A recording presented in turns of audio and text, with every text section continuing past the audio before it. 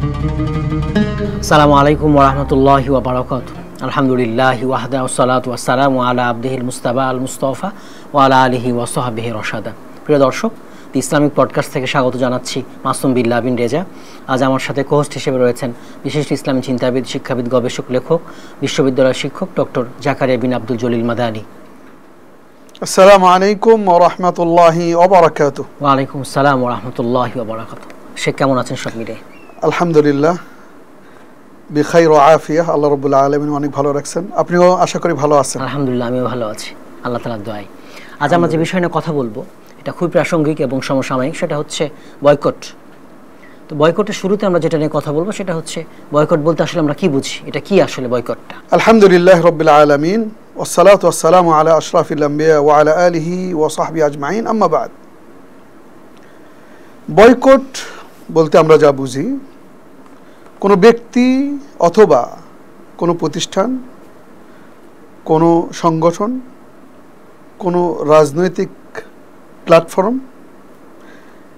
কোনো দল এ ধরনের গোষ্ঠীকে বা ব্যক্তিকে তার ক্ষতি থেকে বাঁচার জন্য অথবা তাকে সংশোধন, তার ভুলের সংশোধন করার জন্য যে ধরনের পদক্ষেপ নেওয়া হয়, সেই পদক্ষেপগুলোর একটি হলো বয়কট। তাহলে বয়কটটা হচ্ছে তাকে সংশোধন করা অথবা তার ক্ষতি থেকে নিজে বাঁচার জন্য, যেটা অনেক ক্ষেত্রে তাকে শাস্তি, অনেক ক্ষেত্রে তার ক্ষতি থেকে নিজেকে বাঁচানোর জন্য, আবার অনেক ক্ষেত্রে তাকে সংশোধন করার জন্য। সর্বোপরি তাকে সংশোধন করাটাই হলো বয়কটের উদ্দেশ্য। এই বয়কট কি ইসলামের পূর্বযুগে ছিল, আগে ছিল, পৃথিবীর শুরুর দিকে ছিল? আমরা ইসলামের পূর্বে যদি বলি তাহলে রাসূলুল্লাহ সাল্লাল্লাহু আলাইহি ওয়াসাল্লাম এর উপরে ওহী নাযিল হওয়ার পরেই যদি খেয়াল করি তাহলে দেখব যে নবুয়তের ৪র্থ বর্ষ থেকে ৩ বছর, প্রায় ৭ম হিজরি পর্যন্ত, ৭ম বছর বা নবুয়তের ৭ম বছর পর্যন্ত, জি, এই ৩ বছর রাসূলুল্লাহ সাল্লাল্লাহু আলাইহি সাল্লামের সফলতায় ঈর্ষান্বিত হয়ে তারা বিভিন্ন রকমভাবে প্রথম দিকে ধমক দিয়ে, শক্তি প্রয়োগ করে, এরপরে সমঝোতা করার একটা চেষ্টা, যে তুমি আমাদের কিছু সময় করো, আমরা তোমার রবের কিছু সময় ইবাদত করি, যেটা কাফিরুন সূরাতে উল্লেখ করা হয়েছে। কিন্তু রাসূলুল্লাহ সাল্লাল্লাহু আলাইহি ওয়াসাল্লাম বলে দিলেন, লাকুম দীনুকুম ওয়ালিয়া দীন, তোমার ধর্ম তোমাদের আর আমার ধর্ম আমার, এখানে মিক্সড করার কোনো সুযোগ নেই। প্রসঙ্গে এখানে একটা গুরুত্বপূর্ণ বিষয় এসে যায়, সেটা হলো যে এই আয়াত দ্বারাই কেউ কেউ ধর্ম নিরপেক্ষতার কথা বলে, সেকুলারিজম, কিন্তু এই আয়াতই ধর্ম নিরপেক্ষতার সম্পূর্ণ বিরুদ্ধে আয়াত। এবং এই সূরার নাম কি? সূরা কাফিরুন। তার মানে যদি ধর্ম নিরপেক্ষতা থাকতো এবং প্রত্যেকের ধর্ম মানে না থাকতো, আলাদা আলাদা যদি না থাকতো, এবং যদি কোনো কিছু মেনে নেওয়ার সুযোগ থাকতো, তাহলে সূরার নাম কাফিরুন হতো না। এজন্য আমরা যেটা দলিল হিসেবে উপস্থাপন করি, সেই দলিলটা আসলে তার উপরেই এবং ভুল জায়গায় উপস্থাপন করি। বরং এই আয়াতটি দ্বারাই প্রমাণ পাওয়া যায় যে কোনোভাবেই ধর্ম থেকে বিন্দু মাত্র আল্লাহ রাব্বুল আলামিন এবং রাসূলের অর্ডার থেকে বিন্দু মাত্র সরে যাওয়ার কোনো উপায়, কোনো সুযোগ, কোনো ছাড় দেওয়ার কোনো সুযোগ নেই। তো রাসূলুল্লাহ সাল্লাল্লাহু আলাইহি সাল্লামকে এইভাবে তারা চেষ্টা করছিল।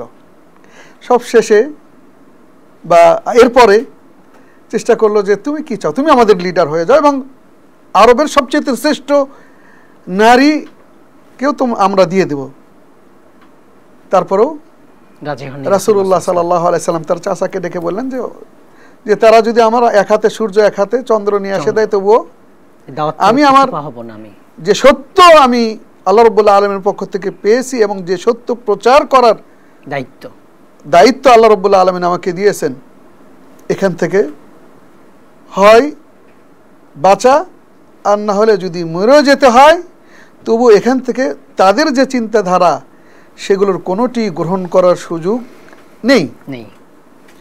এই সমস্ত সব দিক থেকে ব্যর্থ হওয়ার পরে সবচেয়ে বড় হাতিয়ার হিসেবে তারা যেটা ব্যবহার করলো, এবং খেয়াল করবেন বয়কটটা আমাদের পক্ষ থেকে কিন্তু আসে নাই, আসছে ওদের পক্ষ থেকে, কাফেরদের পক্ষ থেকে, অমুসলিমদের পক্ষ থেকে। প্রথমে তারা কি করলো, তারা রাসূলুল্লাহ সাল্লাল্লাহু আলাইহি সাল্লামের কারণে তার পুরো গোষ্ঠীকে, তার পুরো বংশ, বনি হাশিম বংশকে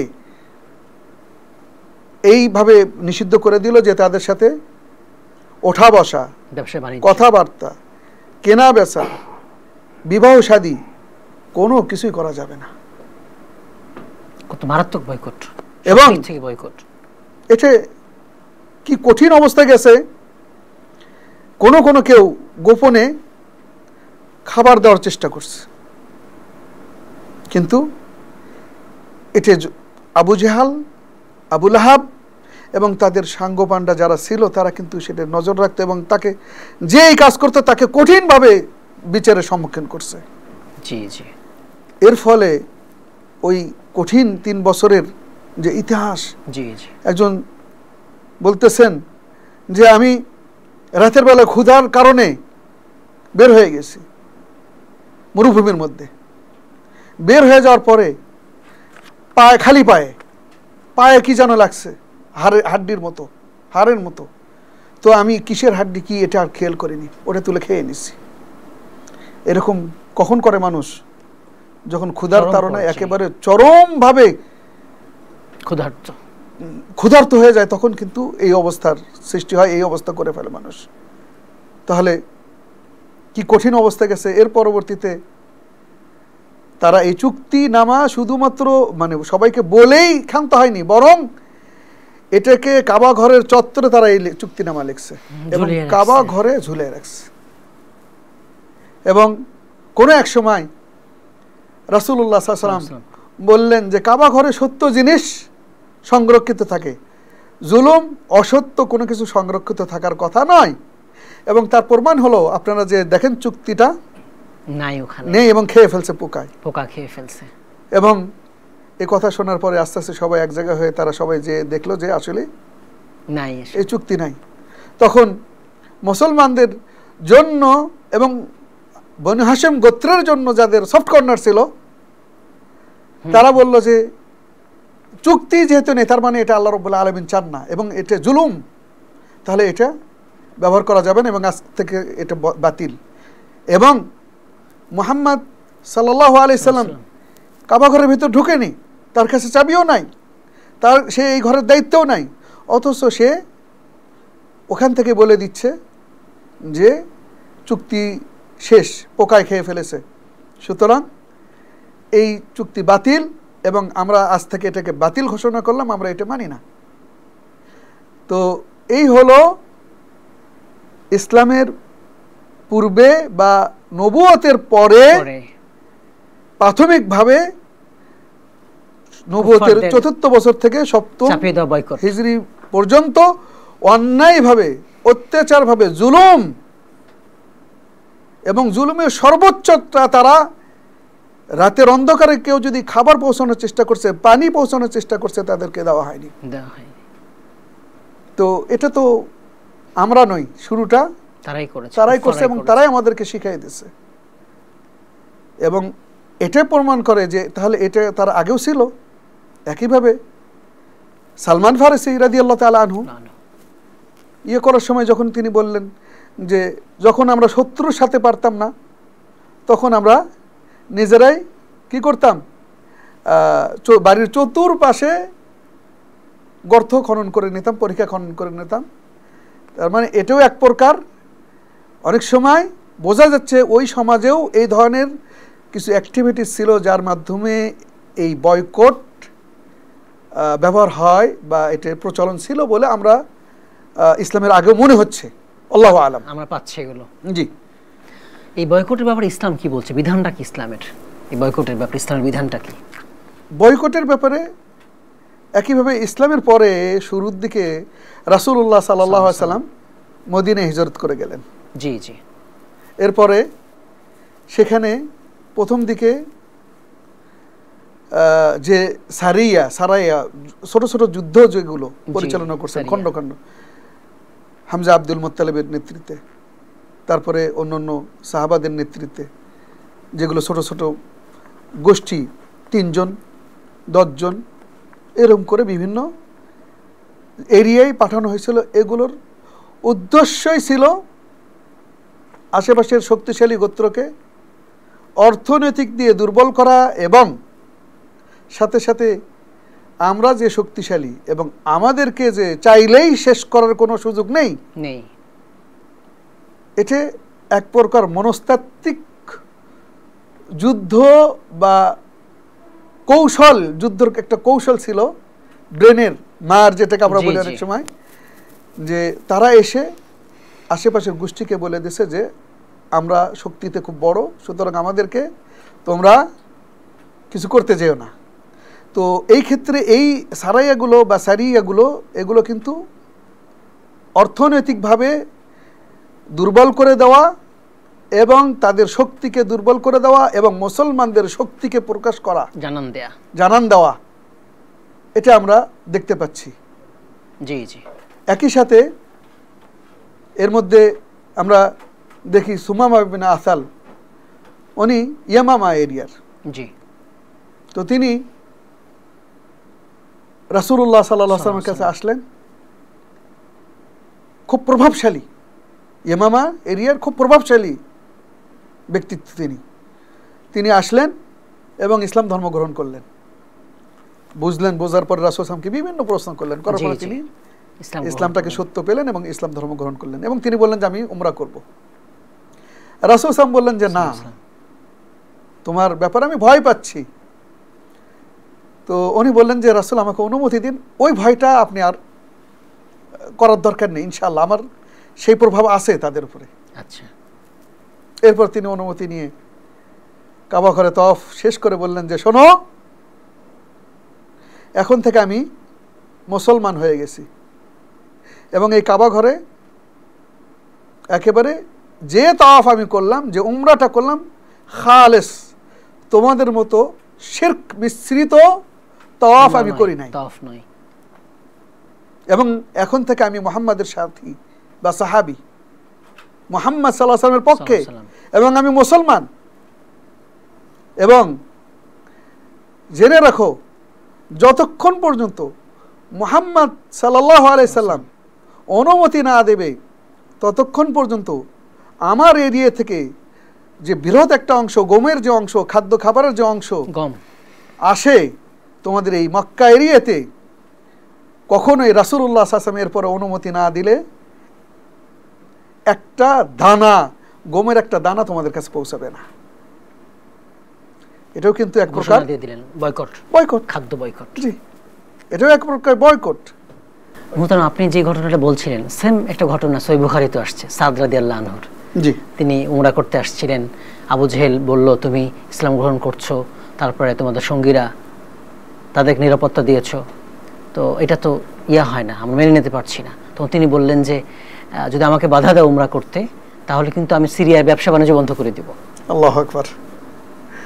জি, এরকমই, এটা এক প্রকার বয়কটের ভয় দেখানো। জি, এটা বয়কট, এই ধরনের বয়কট বা বয়কটের ভয় দেখানো। জি জি।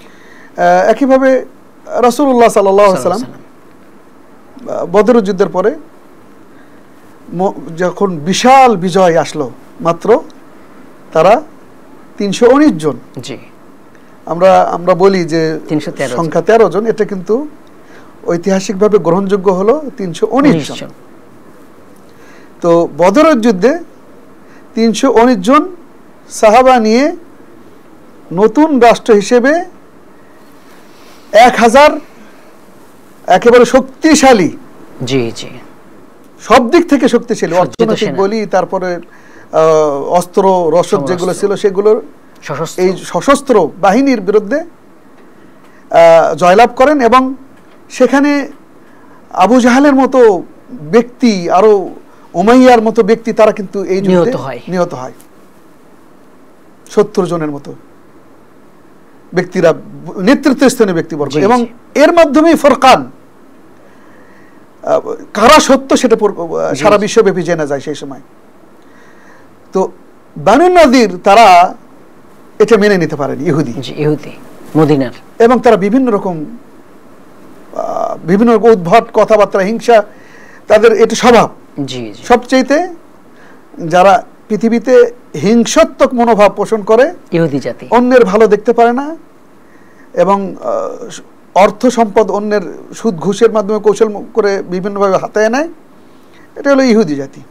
বর্তমান সে জানান দিচ্ছে সেই, এবং এরা হলো সবচেয়ে বড় শত্রু। জি জি, এবং আমরা এটা দেখতে পাচ্ছি স্পষ্ট করে, বর্তমান সময় দেখতে পাচ্ছি। জি, তো সেই বানু নাদির তারা বলল যে এমন মুহাম্মদ এমন লোকদের সাথে যুদ্ধ করছে যারা যুদ্ধনীতি বোঝে না, কৌশল জানে না। জি, তো আমাদের সাথে এরকম হলে হতো, এরকম একটা অবস্থা। জি, পরবর্তীতে রাসূলুল্লাহ সাল্লাল্লাহু আলাইহি ওয়াসাল্লাম তাদের এটা চুক্তির মধ্যে ছিল তারা। জি জি, এবং মদিনার যে সনদ, সেই সনদ অনুযায়ী তারা একক শক্তি, কিন্তু এই শক্তির মধ্যে থেকে তারা যেন এরকম বিভিন্ন কথাবার্তা বলে, এমনকি মক্কার কাফেরদের সাথে সমবেদনা জানায় এবং তাদের সাথে লিয়াজু মেইনটেইন করে, তখন আর তাদেরকে বন্ধু ভাবা যায় না, একই শক্তি হিসেবে ধরা যায় না, বরং চুক্তি ভঙ্গকারী হিসেবে বিবেচিত হবে। এবং এটি হয়, এবং রাসূলুল্লাহ সাল্লাল্লাহু আলাইহি ওয়াসাল্লাম দ্রুত সাহাবাদেরকে বলেন যে তোমরা দ্রুত সেখানে যাও এবং তাদেরকে ঘেরাও করো।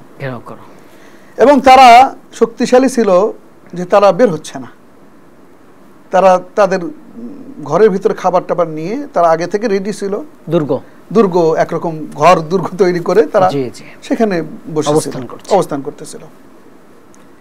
এই অবস্থায় তাদেরকে ভয় দেখানোর জন্য বারবার তাদেরকে বলার পরেও যখন তারা বের হচ্ছে না, তখন সেই সময় তাদের যে ক্ষেত খামার ছিল সেগুলোতে দুই একটা গাছে, বিশেষ করে খেজুরের শুকনো গাছে রাসূলুল্লাহ সাল্লাল্লাহু আলাইহি ওয়াসাল্লাম আগুন লাগাই দিলেন তাদেরকে ভয় দেখানোর জন্য। জি জি। তো এরপরে এই যে তাদেরকে চতুর্পাশ দিয়ে ঘেরাও করলেন, বন্দি করলেন, তাদেরকে খাবার পৌঁছাতে দিলেন না, এরপর তারা বাধ্য হলো তাদের ঘরের দরজা আটকায় দিতে, এরপরে সেখান থেকে তাদেরকে আবার অন্য জায়গায় স্থানান্তর করলেন, সিরিয়ার একটা জায়গায়। তো এগুলো সবই ছিল কি, এটাও এক প্রকার বয়কট। কারণ কি, কারণ তারা ওই চুক্তি ভঙ্গ করছিল, চুক্তি ভঙ্গ করার কারণে এই অবস্থা, তাদের শাস্তি এটা। জি।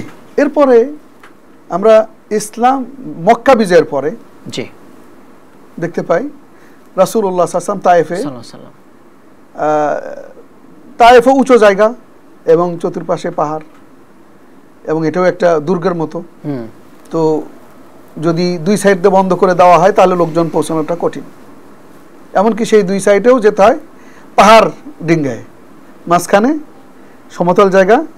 আপনি যদি রিয়াদের দিক থেকে আসেন তাহলে পাহাড় টপকায় ভিতরে ঢুকতে হবে, একইভাবে তাইফ থেকে যদি মক্কার দিকে আসেন তাহলে ওই পাহাড় টপকায় আসতে হবে, এরকম একটা অবস্থা আর কি। তো এখানেও তারা ওই পথটা, ওই একটা কৌশলটা ব্যবহার করে তারা নিজেদেরকে বন্দী করে রাখলো। এরপর রাসূলুল্লাহ সাল্লাল্লাহু আলাইহি ওয়াসাল্লাম তাদেরকে কৌশল করে খাবার টাবার সব কিছু বন্ধ করে দিলেন, এবং পরবর্তীতে তারা কিন্তু রাসূলুল্লাহ সাল্লাল্লাহু আলাইহি ওয়াসাল্লামের কাছে আত্মসমর্পণ করতে বাধ্য হয়। তো এটা শুরুটা কিন্তু কাফেরদের পক্ষ থেকে, এবং পরবর্তীতে রাসূলুল্লাহ সাল্লাল্লাহু আলাইহি ওয়াসাল্লাম শুধু তাদের সংশোধনের নিমিত্তে এবং সত্যকে গ্রহণ করার জন্য এবং তাদের উপরে যে জুলুম, সেই জুলুমের কিছু মাত্র নমুনা দেখানোর জন্য বা দেওয়ার জন্য রাসূল সাল্লাল্লাহু আলাইহি ওয়াসাল্লাম তাদের সাথে এগুলো করছেন। সুতরাং ইসলামও বোঝা যাচ্ছে যে বয়কটের পারমিশন আছে, এবং এটা সিদ্ধ, এবং এটা হওয়া দরকার, এটা হতে হবে। না হলে আপনি আমার ভাইকে মারবেন, আবার আমার কাছ থেকে সুবিধা নেবেন, এটা বিবেকে কোনোভাবে হতে পারে না। কিভাবে হয়? আর আমি বা সুবিধা দিতে রাজি হই কি করে? আমার ইমানের বিষয়টা কোথায়? প্রশ্নবিদ্ধ কমতি আছে। পৃথিবীর সব মুসলিম তো কাজাসাদিন ওয়াহিদিন। জি, কাজাসাদিন ওয়াহিদ, একটা দেহের মতো, বুনিয়ানুম মারসুস। শুধু বডি নয়, বরং সীসা ঢালা প্রাচীর, তাদের মধ্যে যে সম্পর্কটা, এই সম্পর্কর ভিত্তি কোথায়? ভিত্তি হলো যে কেউ যদি অসুস্থ হয় তাহলে ঠিক শরীরের কোথাও আঘাত পেলে সেই আঘাতের ফলপ্রসূ কি হয়, সারা শরীর টেম্পারেচার বেড়ে যায়, জ্বর আসে। জি জি। এটা কি কারণে? এটা ওই যে ওই যেখানে ব্যথা, সে তার সমবেদনা অনেকটা আমরা বলতে পারি, সেই জায়গার সমবেদনার জন্য অন্যরা সবাই কি হয়, ব্যথা প্রকাশ করে, জি জি, একত্বতা প্রকাশ করে। ঠিক এই উদাহরণটাই দেওয়া হয়েছে গোটা মুসলিম জাতি, গোটা মুসলিম জাতির জন্য। উম্মাহ আর উম্মাহ অমুসলিমদের কর্তৃক, তাও ইহুদিদের কর্তৃক লাঞ্ছিত হবে, নিষ্পেষিত হবে এবং তাদের বৈধ অধিকার থেকে বঞ্চিত হবে, তাদের দেশ থেকে বিতাড়িত হবে এবং সেই ক্ষেত্রে তারা আমাদের সুবিধাও নিয়ে নেবে, অর্থনৈতিক সুবিধা। এটা কখন হতে পারে না এবং এটা একজন মুসলমান কোনোভাবে এটা দিতে পারে না, মেনে নিতে পারে না এবং এটা মানা উচিত না। এবং যদি মানে ইচ্ছাকৃতভাবে, তাহলে তার ঈমান থাকবে না। জি জি, কারণ সে অমুসলিমকে সাহায্য করছে। জি, এটা ঈমান ভঙ্গের একটা কারণ। জি, অমুসলিমকে সাহায্য করার যে ঈমান ভঙ্গের বিশেষ করে 10টি কারণের মধ্যে একটি হলো যে অমুসলিমকে সাহায্য করা মুসলমান ভাইয়ের উপরে, মুসলমানের বিরুদ্ধে। এবারে যে বিষয়টা নিয়ে কথা বলবো, বর্তমান সময় বয়কট, এটা আমরা বয়কট আমাদের করা দরকার এবং সেটা প্রথমত নিজের থেকেই শরীরের দিকে যদি তাকায়, আমি যে স্যান্ডেলটা পরে আছি, যে শুটা ব্যবহার করতেছি, একই সাথে যে কাপড়টা পরে আছি, উপরেরটা টুপি, ঘড়ি, আমার মনে হয় এগুলো থেকে শুরু হওয়া দরকার। যে এর মধ্যে কোনটা আছে যেটা আমাদের না, এবং এর মানে কি? এর মানে কি আমি এটা ফেলে দেব? এটা ফেলে দিলে কিন্তু আপনি পাপী হবেন। জি জি, এবং আপনি অন্যায় অপচয় করলেন। জি জি, আপনি যেহেতু ক্রয় করে ফেলছেন যেটা, এটাকে শেষ করতে হবে, এটা কোনোভাবেই নষ্ট করা যাবে না। এবং এই একইভাবে আমার থেকে শুরু করতে হবে যে ভবিষ্যতে আর এই ধরনের কোনো জিনিসপাতি আমি কিনবো না।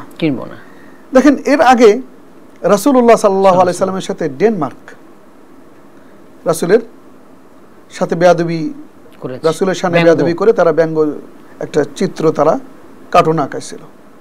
আমরা ভুলে গেছি বিষয়টা হয়তোবা।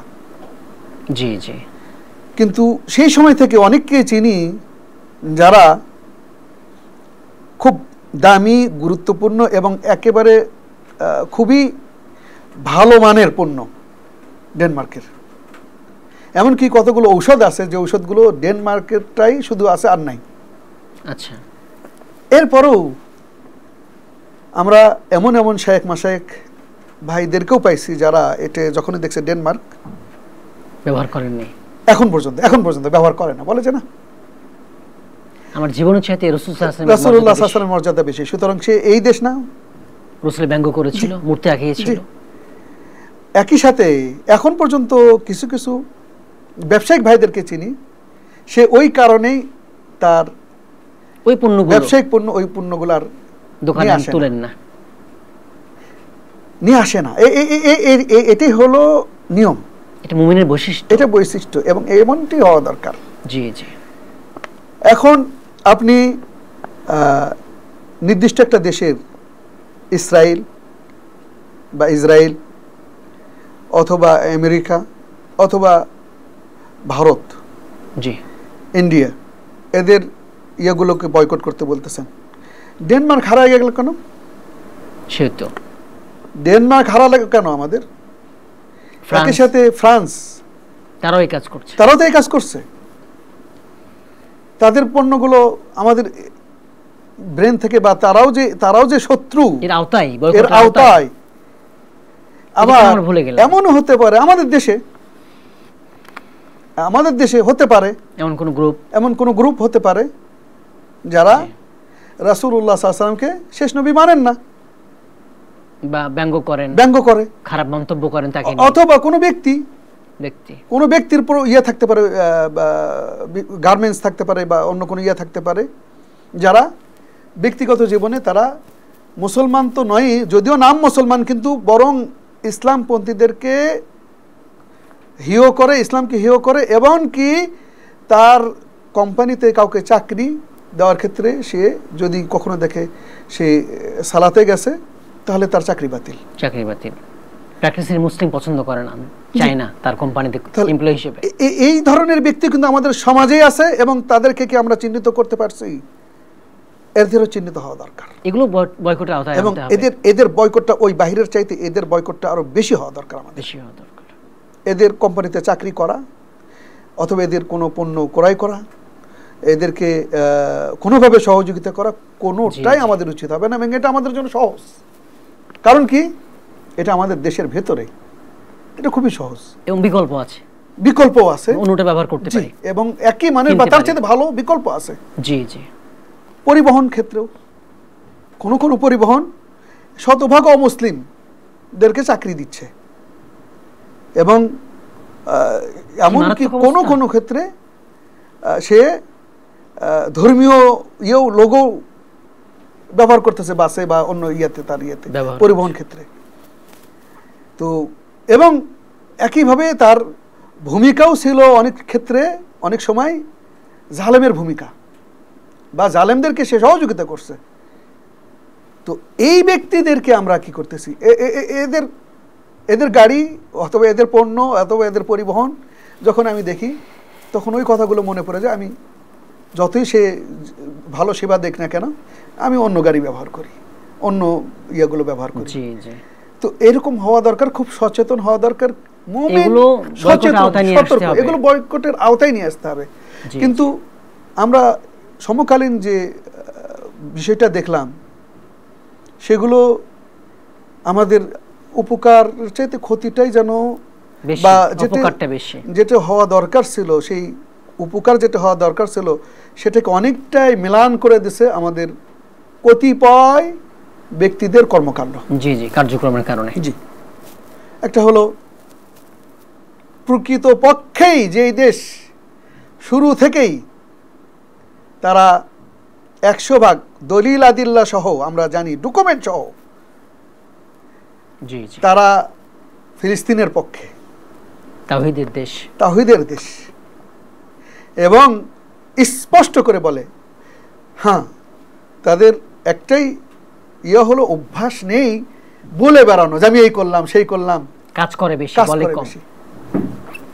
এবং আমাদের দেশে অনেক ভাইরা সেখানে কাজ করে, লক্ষ লক্ষ ভাইরা কাজ করে সেখানে। সেই দেশে আমাদের ভাইদের দিকে যদি একটু খেয়াল করতাম, তারা যদি চায় এই এত বড় একটা রেমিটেন্স ওয়ালা দেশ যেখান থেকে আসে বন্ধ হয়ে যাবে, তাদের ব্যাপারে এমন কিছু করলাম যেটা উচিত হয় না আমাদের, এবং এটা সতর্ক হওয়া দরকার। এবং রাষ্ট্রের এই ক্ষেত্রে ভূমিকা আছে। চলেই গেল, তারা জানতে পারলো, রাষ্ট্রভাবে জানতে পারলো, জি, আমাদের প্রবাসী ভাইদের সমস্যা হয়ে গেল। জি, এবং হচ্ছে এটা সতর্ক হওয়া দরকার, রাষ্ট্রের ব্যবস্থা নেওয়া দরকার এই ধরনের ইয়েতে।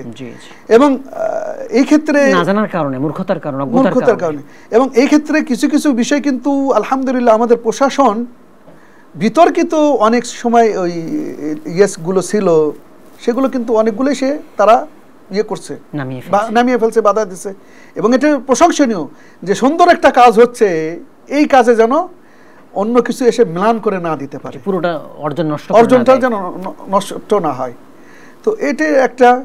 আবার দেখা গেল যে কোনো একটা কোম্পানির ইয়েতে ঢুকে সেই জিনিসপাতিগুলো নিয়ে নেওয়া, ছিনিয়ে নেওয়া, অথবা আঘাত করা, ভেঙে ফেলা, ভাই এটা আমার কাজ না, এটা আপনার কাজ না, এবং এটা ইসলাম পারমিশন দেয় না। যেটা দেয় সেটা হলো কি সতর্ক, 1 থেকে 2-3 বার, যে আপনাদের ব্যাপারে অভিযোগ হলো যে আপনাদের দলিল সহ, ডকুমেন্ট সহ আপনারা ইহুদিদের সাথে আপনাদের ব্যবসা বাণিজ্য চলতেছে, এবং এটা যদি এই দেশে বন্ধ না করা হয় তাহলে আগামী 3 মাস এর মধ্যে পরবর্তীতে আর একটা জুতা, একটা স্যান্ডেল বা একটা অন্য কিছু আপনাদের পণ্য আমরা এই দেশে চলতে দেব না। এবং সরকারের কাছে দাবি করা যেটা এইভাবে, এটা হতে পারে কিন্তু যেটা এসে গেছে বাজারে, যেটা আছে বানানো ফেলা হয়েছে এবং সেটাকে বিক্রির জন্য প্রস্তুত, এটার ক্ষতি করা অথবা এটা প্রথমত চুরি বা এটাকে করা, ছিনিয়ে নেওয়া, এটা তো মুসলমানের কাজ হতেই পারে না কোনোভাবেই না। এটা তারা এবং কারা করতেছে এটা আমাদের ভাইয়েরা, হয়তো বা না বুঝে অথবা বুঝে হলো। তো ভাই তো না, যারা এই ব্যবসাটা চালাচ্ছে তারাও তো আমাদের ভাই অধিকাংশ ক্ষেত্রে। জি জি, কারণ তারা এখান থেকে তারা নিজেরা আসে না, বরং তারা ওই তাদের ইয়েটা ব্যবহার করার কারণে তারা পার্সেন্টেজ পায়, বাকি কাঁচামাল থেকে শুরু করে সবকিছু কিন্তু আমাদের। তাহলে বলতে পারি যে আপনি অন্য পথ খুঁজে নেন, আগামী 3 মাস, আমাদের 3 মাস বা 4 মাস বা এই কয়েকদিন সময় দেওয়া হলো। কিন্তু সময় না দিয়ে কি করা হলো, যেটা প্রস্তুত রেডি সেটা যদি আপনি ছিনায় নেন, এটা একটা অন্যায়। আরেকটা হলো যে আপনি ভাঙচুর করতেছেন, অথবা প্রস্তুত জিনিস সেটাকে ছিঁড়ে ফেলতেছেন, নষ্ট করে ফেলতেছেন। ভাই এটা শরীয়তে হারাম, হারাম এটা।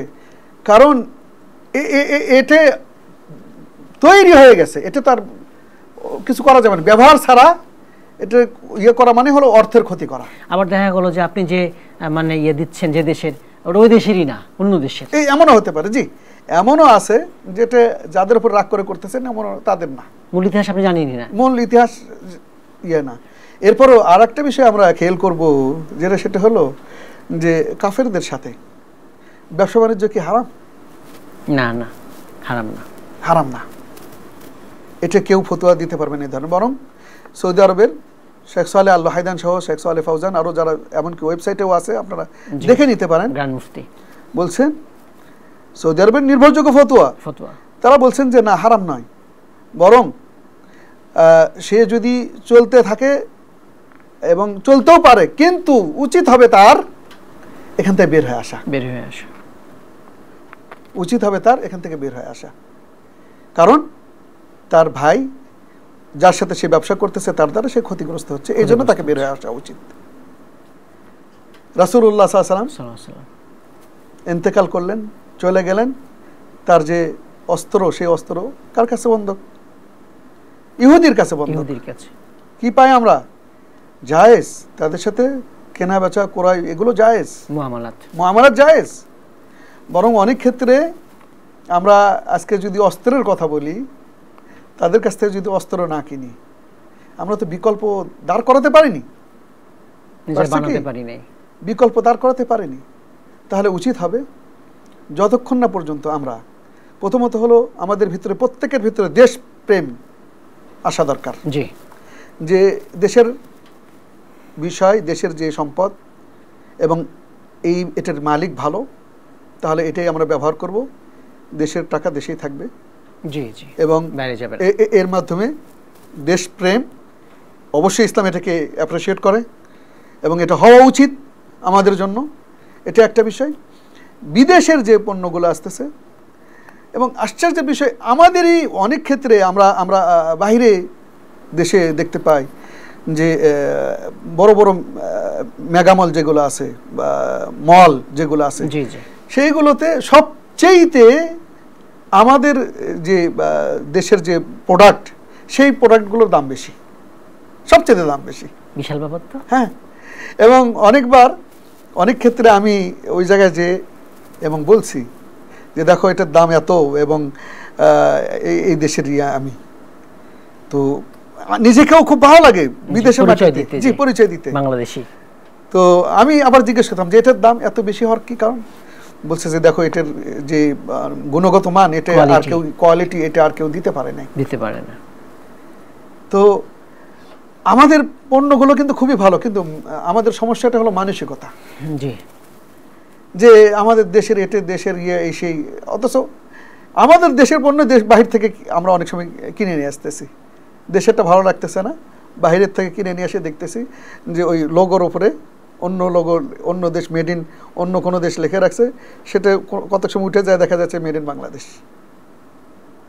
আমরা কত বোকা! তাহলে আমাদের দেশ আলহামদুলিল্লাহ, আমাদের নিজ হাতে যে ইয়েগুলো তৈরি, সেগুলো কিন্তু অনেক ভালো, মানসম্মত। তাহলে মানসম্মত এগুলোর উপরে আমরা ব্যবহার করার জন্য আমরা নিজেরা চেষ্টা করি, এটা একটা।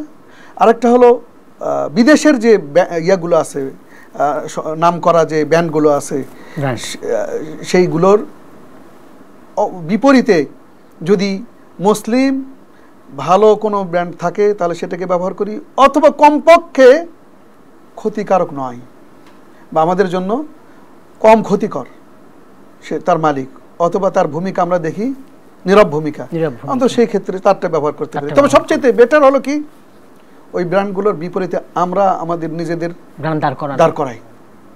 এবং এটা আমাদের দেশের মানুষ আলহামদুলিল্লাহ অনেক ক্ষেত্রেই প্রসঙ্গতে চলে আসে যে আজকে মিনায় যে পাথর মারার যে ইয়েটা, এটা পুরোটাই পদ্ধতি যেটা সেটা আগে এখানে মানে পাথর মারতে গেলে অনেক লোক মারা যেত, কোনোবার 33-35-এর নিচে মারা গেছে এই ইয়া নেই আমাদের অভিজ্ঞতায় বলে। সেখানে যেহেতু প্রত্যেকবারই দায়িত্বে ছিলাম 16 বছর প্রায়, তো সেই ইয়েতে বলি যে আমরা এই যে নতুন যে পদ্ধতি এটা কিন্তু আমাদের বাংলাদেশেরই ইঞ্জিনিয়ার এটা করে অবদান তার। এমনকি সৌদি আরবের আমরা যতদূর জানছি একজন রাষ্ট্রপ্রধানের বাদশা সালমানের যিনি ব্যক্তিগত ডাক্তার তিনিও বাংলাদেশী। তাহলে আমাদের নাই কি নেই, আসলে আমাদের মানসিকতার একটা হীন, আমরা চাইলে অনেক কিছু করতে পারি। তো আমরা বিভিন্ন দেশেই বিভিন্ন মাশাআল্লাহ এত মেধাবী যুবক তরুণ যারা আছেন তারা যদি একটু চান, এবং তারাও দেশের প্রতি, আমাদের প্রত্যেকেরই দেশের প্রতি মহব্বত খুব, বাইরে যারা থাকেন খুবই মহব্বত, তো তারা যদি চান এবং সরকারও যদি সেভাবে সুযোগ করে দেন তাহলে খুবই সহজ ইনশাআল্লাহ। এবং সেই দিন বেশি দূরে নয়, আমাদের জনবল আছে, কাঁচামাল আছে, বাকি মেধা আছে, অর্থনৈতিক সাপোর্টটা যদি কিছু কম থাকে সেটা যদি এখন মাশাআল্লাহ ভালো সব ক্ষেত্রে হচ্ছে, তো এরকম যদি চলমান থাকে তাহলে ইনশাআল্লাহ আমাদের দেশ গুণগত দিক থেকে অশ্লীলতা নয় বরং অনেকটাই ইসলামের কাছাকাছি সেই সোনালী যুগের মতো ইনশাআল্লাহ সেইভাবেই আমাদের দেশ পৌঁছে যাবে ইনশাআল্লাহ। মোহতারাম, আমরা তো অনুষ্ঠান শেষ দিকে চলে আসছি, আপনি সংক্ষেপে কিছু বলতেন বয়কট নিয়ে। নিঃসন্দেহে বয়কট মুসলমানদের পক্ষে শক্তি এবং কাফেরদেরকে দুর্বল করে দেওয়ার বড় একটা মাধ্যম, এবং যেটা শুরুতেই রাসূলুল্লাহ সাল্লাল্লাহু আলাইহি ওয়াসাল্লাম বিভিন্ন ছোট ছোট গোষ্ঠীকে পাঠায় বিভিন্ন এরিয়াতে তাদের শক্তি সম্পর্কে এবং তাদের অর্থনৈতিক দুর্বল করে দিয়ে তাদের মনোবল ভেঙে দিয়ে মদিনা রাষ্ট্র, এরপরে জাজিরাতুল আরব সহ সেই কর্ডোবা পর্যন্ত ইসলাম পৌঁছে যায়, এবং সর্বশেষ ভারতে, স্পেন, এই ধরনের বিভিন্ন জায়গায় পৌঁছে যায়। তাহলে এটা সূচনা কিন্তু এই বয়কট। কাজেই এটা নিঃসন্দেহে কল্যাণমূলক কাজ, তবে এক্ষেত্রে আমাদের সতর্ক থাকা দরকার যে আমরা ইসলামের জন্যই করতেছি নাকি অন্য কোনো উদ্দেশ্য আছে। এটা খেয়াল করতে হবে। বয়কটটা ইসলামের জন্য কোরআন এবং সুন্নাহ মোতাবেক হওয়া উচিত। একই সাথে আমার ভাইয়েরা যেন কোনো রকম গুজবের শিকার হয়ে সেই ব্যবসায়িক ক্ষতিগ্রস্ত না হয়, এবং আমার দেশ যেন ক্ষতিগ্রস্ত না হয়, এটা আমাদেরকে সতর্ক থাকতে হবে। এবং কোনোভাবেই আবেগপ্রবণ অন্ধ অনুকরণ এবং মাত্রাধিক বাড়াবাড়ি যেটা ক্ষতিকর, এ ধরনের কর্মকাণ্ড থেকে আমাদেরকে দূরে থাকতে হবে, বেরিয়ে আসতে হবে। আর এই সমস্ত পিছনে আমরা দেখি মাঝে মধ্যেই তৃতীয় কোনো পক্ষ কিন্তু থার্ড পার্টি যারা সুবিধা নেয়, এবং তারা বিভিন্নভাবে আমাদেরকে, আমাদের অ্যাক্টিভিটিসগুলোকে, বৈধ অ্যাক্টিভিটিসগুলোকে তারা দেশের বা বাহিরে বিভিন্ন রকম করে অন্যভাবে উপস্থাপন করার চেষ্টা করে, এমনকি আমাদের ভিতরেও বিভিন্ন রকম ফাসাদ ফিতনা সৃষ্টি করার চেষ্টা করে। এই বিষয়ে সরকারের একই সাথে যারা এই ধরনের কর্মকাণ্ডের লিড দেয় তাদেরও সতর্ক থাকা দরকার, খুব সাবধানে এইগুলোর বাস্তবায়ন হওয়া দরকার। একই সাথে বয়কটটা আজ নয়, একদিন নয়, 2 দিন নয়, অথবা এই সময় শুধুমাত্র তারপরে আবার আগের ভুলে গেলাম, এটা নয়। বলছিলাম যে ডেনমার্ক আমার রাসূলুল্লাহর শানে বেয়াদবি করেছে, ফ্রান্স বেয়াদবি করছে, আরো যারা বেয়াদবি করছে, এমনকি আমাদের দেশেও ব্যক্তি হতে পারে, প্রতিষ্ঠান হতে পারে, দেশ হতে পারে, আমাদের দেশেও হজ নিয়ে ইতিপূর্বে মন্তব্য করছে, জি জি, তাই না, কেউ কেউ আছে, জি জি। তো এই ধরনের ব্যক্তি তারা কোনোভাবেই তারা সহযোগিতা পাওয়ার, সিম্প্যাথি পাওয়ার অথবা তাদের প্রতিষ্ঠান কোনোভাবে সহযোগিতা পাওয়ার অধিকার রাখে না, এবং আমরা তাদের কাছ থেকে দূরে থাকবো, এবং তাদের যেন আমাদের রুজি রোজগারের আয়ের মাধ্যম যেন তারা না হয়, এই বিষয়টা আমাদের সতর্ক থাকতে হবে। মান তারাকা লিল্লাহি শাইআন আওয়াদাহুল্লাহ খায়রান, জি জি, যেই ব্যক্তি আল্লাহ রাব্বুল আলামিনের জন্য কোনো ব্যবসা অথবা কোনো কোম্পানিতে চাকরি করা ছেড়ে দিল, অনেক লোকই বলে যে দাড়ি রাখলে হোটেল ব্যবসা করতে দেয় না, হোটেলে চাকরি করতে দেয় না। আমাদের কাছে প্রশ্ন আসে, আমরা বলি যে দাড়ি রাখা ফরজ, আপনি দাড়ি রাখবেন এবং এটা চাকরি ছেড়ে দেন, আল্লাহ রাব্বুল আলামিন ভালো কিছু করে দেবেন। আল্লাহ রাব্বুল আলামিন এরকম বহু প্রমাণ আছে যে যারা আল্লাহ ভালো কিছু দিয়েছেন, লা ইয়াহতাসিব। আল্লাহু আকবার। এজন্য আমরা একেবারে এই বয়কট শুরু করব স্থায়ীভাবে, এবং আমার বাড়ি থেকে, আমার নিজে বাসায় যে দেখবো যে কি কি আছে, জি জি, কি কি, যখন আমি বাজারে যাব কি কি করা দরকার, কেনাকাটা দরকার, এবং কোনটা কিনবো না সেটা দোকানদারকেও বলা দরকার যে ভাই এটা কিনতেছেন এই জন্য, এবং আমার মতো আরো অনেক ভাই আছে, আপনি দয়া করে রাখেন না। তাহলে সেখানে দাওয়াতি কাজ হলো, তাকেও বোঝানো হলো, সেও ব্যবসায়িক যাতে ক্ষতিগ্রস্ত না হয় এই জন্য তাকে সতর্ক করে দিলেন, এবং সে বিকল্পগুলো নিয়ে আসবে, উপস্থাপন করবে। এইভাবে কিন্তু আমরা মুসলমানরা অর্থনৈতিক দিক দিয়ে শক্তিশালী হব, এবং কাফেররা দুর্বল হয়ে যাবে, এবং তখনই আমাদের বিজয় সুনিশ্চিত ইনশাআল্লাহ। এবং কখনোই ইহুদি, খ্রিস্টান, হিন্দু কখনোই তারা মুশরিক, তারা কখনোই আমাদের বন্ধু, কল্যাণ চায় না। যতক্ষণ না পর্যন্ত আমরা তাদের অংশ না হব, ততক্ষণ পর্যন্ত তারা আমাদের প্রতি সন্তুষ্ট হবে না। এটা বলছেন। এই জন্য তাদেরকে অর্থনৈতিকভাবেই কৌশলে বয়কট করেই আমাদের অর্থনীতি শক্তিশালী করতে হবে, এবং আমাদের উপস্থিতিকে জানান দিতে হবে, এবং এর মাধ্যমে আমাদের ইউনিটি গড়ে উঠবে, এবং এর মাধ্যমে আমরা মুসলিম উম্মার ঐক্যের মাধ্যমে আমরা সুনিশ্চিত বিজয়ের দিকে এগিয়ে যেতে পারবো ইনশাআল্লাহ। আমিন। জাযাকাল্লাহু খাইর। আপনি আমাদের মূল্যবান সময় দিয়েছেন, তথ্যবহুল আলোচনা করেছেন, আপনাকে অনেক ধন্যবাদ। আপনাকেও ধন্যবাদ। প্রিয় দর্শক, আজ আমরা কথা বলছিলাম দি ইসলাম পডকাস্ট অনুষ্ঠানে বয়কট নিয়ে। মোহতারাম সুন্দর করে বলে দিয়েছেন, বয়কট ব্যক্তিগতভাবে হতে পারে, সামাজিকভাবে হতে পারে, জাতীয়ভাবে হতে পারে, আন্তর্জাতিকভাবে হতে পারে।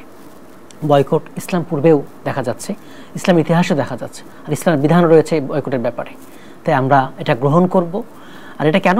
এটা হচ্ছে অমুসলিমদের অর্থনৈতিকভাবে দুর্বল করে দেওয়া, তাদের মনোবল ভেঙে দেওয়া, আর এটাও আমাদের জিহাদের অন্তর্ভুক্ত হয়ে যাবে। আল্লাহ তাআলা আমাদের সবাইকে এই বয়কট এটা গ্রহণ করার তৌফিক দান করুন। আমিন। আসসালামু আলাইকুম ওয়া রাহমাতুল্লাহি ওয়া বারাকাতুহু।